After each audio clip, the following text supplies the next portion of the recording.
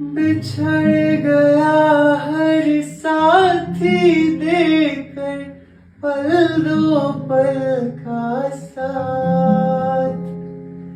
किसको इतनी फुर्सत जो थामे दीवानों का हाथ।